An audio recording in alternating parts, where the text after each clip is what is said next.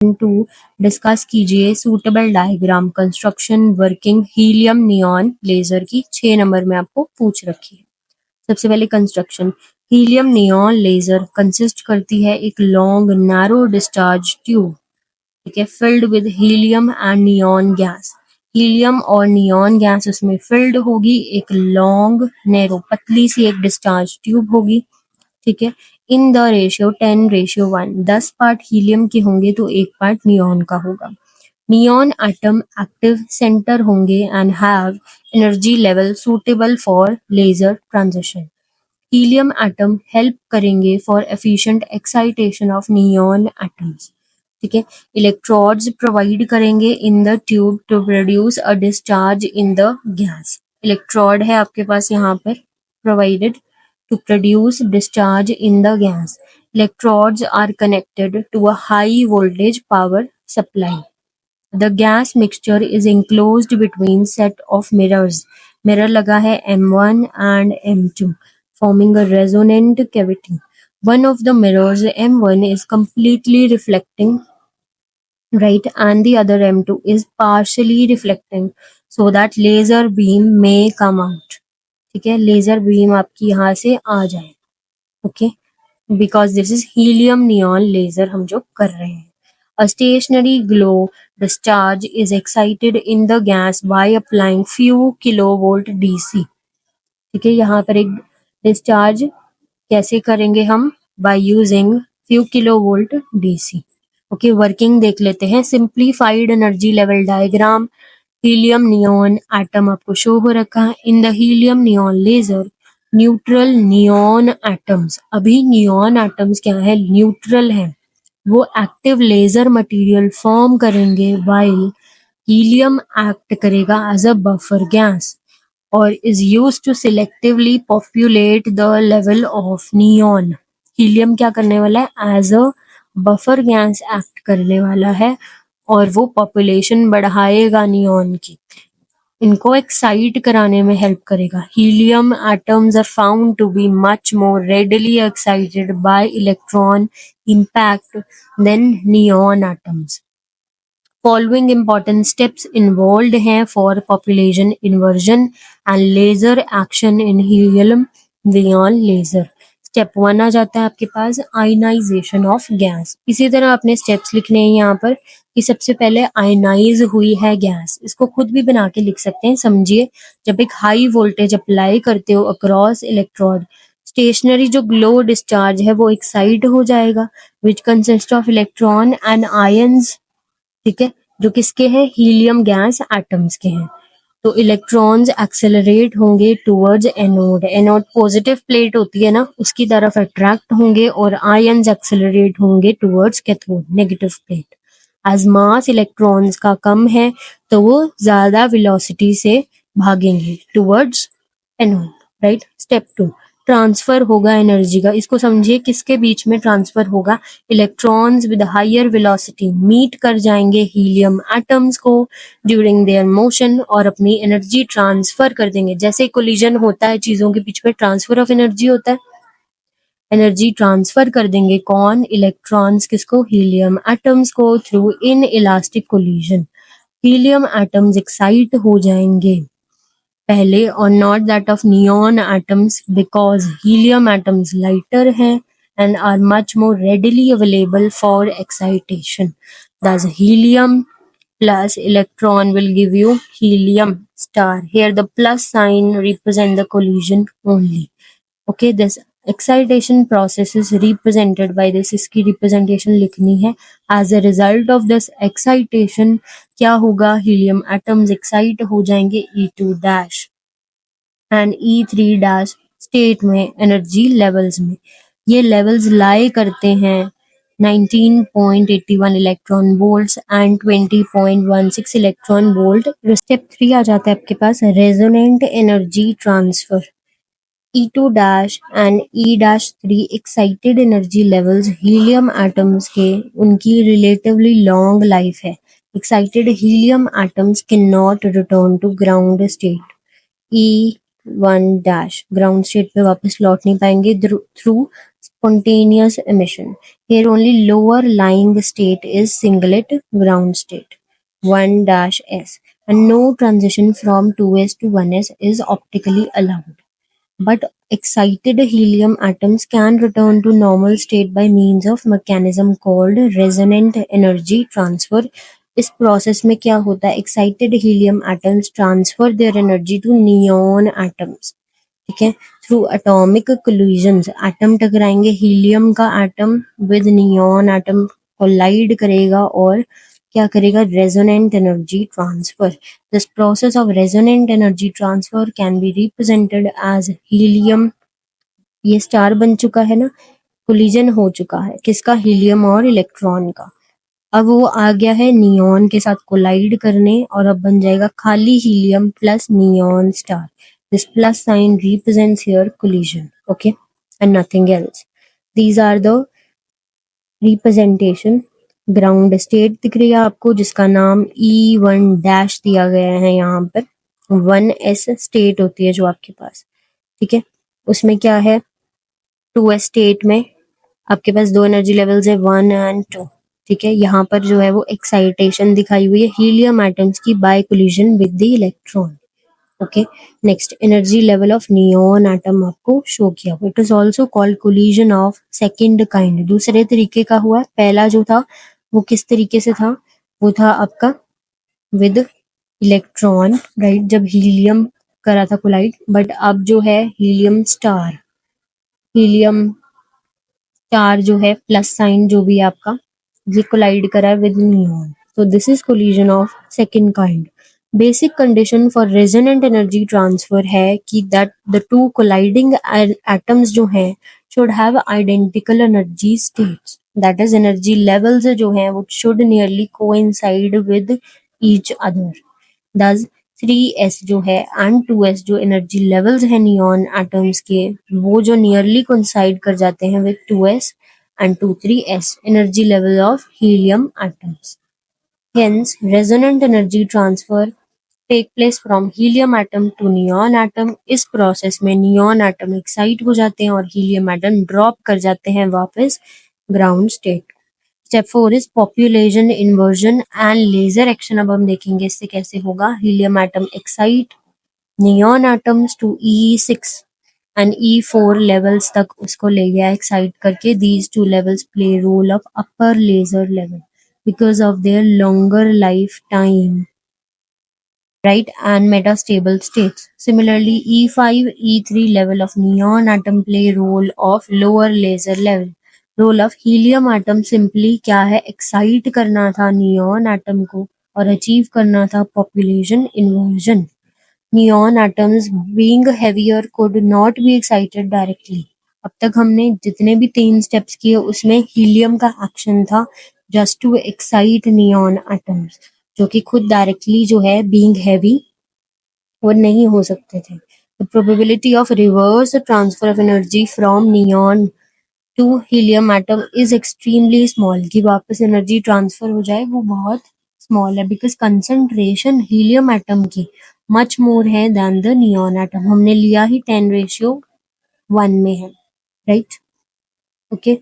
Now, this process of energy transfer from helium atom to neon atom causes population inversion between E6 and E5, E3 levels, and E4 and E3 levels. As a result, following transition are allowed. E6 3s state से E3 2p state में चला जाएगा and E6 से E5 and E4 से E3. It is important to note here, although above 3 transitions, 3 main laser transitions हैं, but actually there are much more transitions possible. This is because energy levels जो है show करें वो actually group of lines हैं जो कि lead करते हैं सेवरल लेजर ट्रांजिशंस को। ये देख सकते हैं एक ही लेवल में आपकी कितनी लाइंस लगी हुई हैं which can lead to multiple laser transitions, and the laser line is a red line is used as standard helium neon laser wavelength 6328 angstrom, जिस पे बेस्ड आपका न्यूमेरिकल भी जो है वो आता है। स्टेप 5 है रिलैक्सेशन विया spontaneous emission and collision with the walls. Lower levels E5 and E3 lags to E2 levels by spontaneous emission. The E2 level is again a metastable state. So neon atom tend to accumulate होने लगते हैं इस level पे और create करते हैं problem efficient working of laser. So accumulated इकट्ठे हुए हुए atoms at the level E2 उनको रिमूव करना है somehow. This problem is minimized by reducing the diameter of the discharge tube. आपने शुरू में नोट किया होगा हमने कैसी ली है, बहुत ही नारो डिस्चार्ज ट्यूब जो है, लॉन्ग डिस्चार्ज ट्यूब ली गई है so that neon atoms return to ground state by colliding with the walls of discharge tube. ठीक है. नेक्स्ट क्वेश्चन फोर्थ का B, explain the concept of holography. Important 3 marker. सबसे पहले define कीजिए. Holography एक advance technique है wave front reconstruction की जिसमें दोनों इंटेंसिटी और phase of light wave scattered from an object वो रिकॉर्ड करते हैं आप क्या इंटेंसिटी आपकी हुई है and phase of light wave. ठीक है, जो स्कैटर होके आता है एक ऑब्जेक्ट से वो रिकॉर्ड करते हैं एंड लेटर रिकंसेप्ट करते हैं to form a 3 dimensional image. Very very practical, very important. Recording कैसे करनी है होलोग्राम की? A coherent light source. Usually आप लेजर यूज करते हैं. ऑप्टिक्स एंड लेजर्स आपकी बुक का नाम है, चैप्टर का नाम टाइप्स ऑफ लेजर्स है. वो आप स्प्लिट करते हैं 2 बीम्स में. One illuminates the object. Object beam जिसे आप कहते हैं उसको रोशनी देता है, वो illuminate कर देता है. Other act as a reference beam. Interference pattern जो फॉर्म हुआ by the combination of object beam and the reference beam is recorded on a photographic plate. इस पैटर्न को आप कहते हैं hologram and it contains complete information about amplitude phase of the object wavefront. Now reconstruction कैसे होती है image की? जब डेवलप्ड होलोग्राम इल्यूमिनेट करेंगे आप again with the reference beam, वो डिफ्रैक्ट करेगा लाइट को in such a way that it reconstructs the original wave front. This allows the observer to see a 3D virtual image of the object with depth and perspective. बहुत ही important है holography. Short note भी पूछा जा सकता है. ठीक है, शॉर्ट क्वेश्चंस में भी आ सकता है, कंपल्सरी क्वेश्चंस में. इसको आपने जो है वो तैयार करके जरूर जाना है. फिफ्थ का A, describe the construction and working of CO2 laser with a neat labelled diagram. 6 marker again. Ruby laser, CO2 laser and helium neon laser.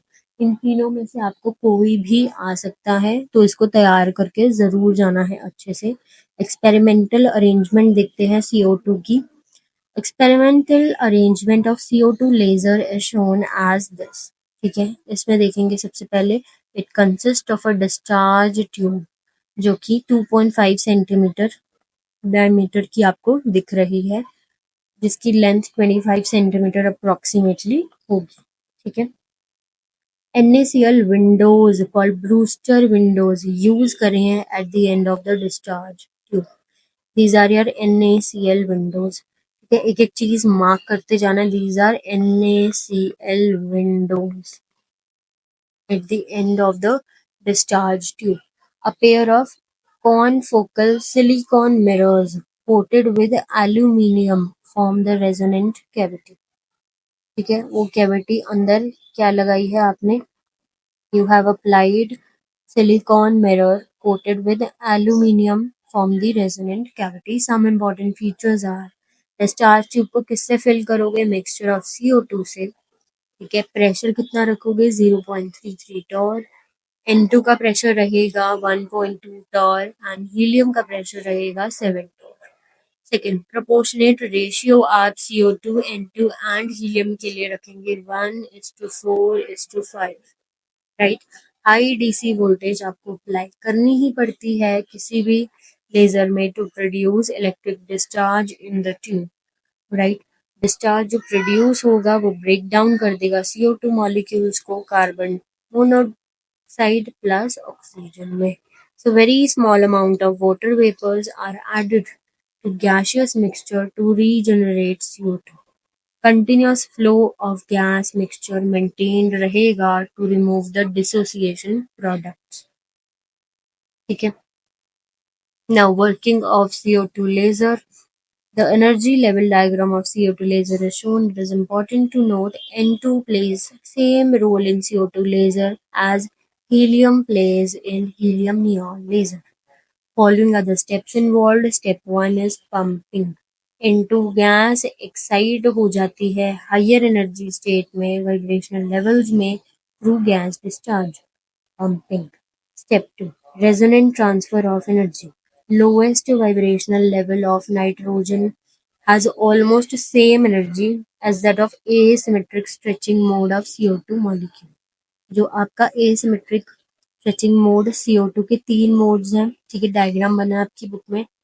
So N2 gas molecule in higher energy state transfer its energy to CO2 molecule through resonant energy transfer collisions. ठीक है, जैसे पिछले laser में हुआ था helium and neon के बीच में, and excite कर देता उसको E5 एनर्जी लेवल तक.